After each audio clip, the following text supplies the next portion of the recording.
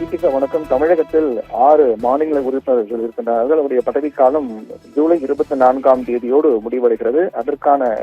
அதை தேர்வு செய்வதற்கான தேர்தல் என்பது வருகின்ற, அதாவது ஜூன் 19ஆம் தேதி அதற்கான தேர்தல் நடைபெறுகின்றது. தமிழகத்தை பொறுத்தவரையில் 6 மாநில உறுப்பினர்கள் வைகோ, அன்புமணி, வில்சன், சண்முகம், சந்திரசேகரன், அப்துல்லா உள்ளிட்ட 6 பேர் எம்பிக்களாக மாநில உறுப்பினராக இருக்கிறார்கள். அதிமுக சேர்ந்த 2 பேர் மற்றும் பாமக சேர்ந்த ஒருவர், திமுக 2, மதிமுக 1 என மொத்தமாக 6 உறுப்பினர்கள் இருக்கிறார்கள். அவருடைய பதவிக்காலம் 24ஆம் தேதி ஜூலையோடு முடிவடைகிறது.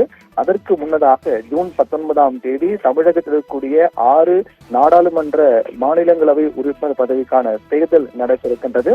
ஜூன் 19 தேர்தல். அதற்கு முந்தைய அந்த வேட்புமனு தாக்கலுடைய கடைசி நாள் என்பது ஜூன் 9ஆம் தேதி வேட்புமனு தாக்கலுக்கான கடைசி நாள் என அறிவிக்கப்பட்டிருக்கிறது. அன்றைய தினத்துக்குள்ளாக போட்டியிடக்கூடியவர்கள் வேட்புமனுக்களை தாக்கல் செய்வார்கள்.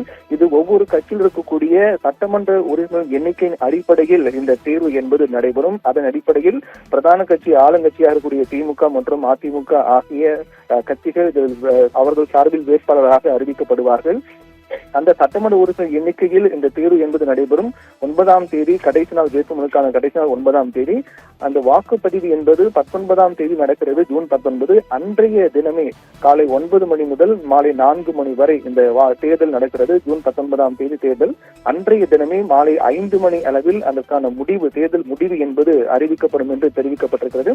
தற்போது அதிமுக சேர்ந்த 2, மதிமுக 1 உறுப்பினர், திமுக சேர்ந்த 2, பாமக சேர்ந்த 1 என மொத்தமாக 6 உறுப்பினர்கள் நாடாளுமன்ற மாநில உறுப்பினர் இருக்கிறார்கள். பதவி காலம் 24ஆம் தேதி முடிவடையும் நிலையில் ஜூன் 19ஆம் தேதி அதற்கான தேர்தல் நடக்கிறது. தீபிகா.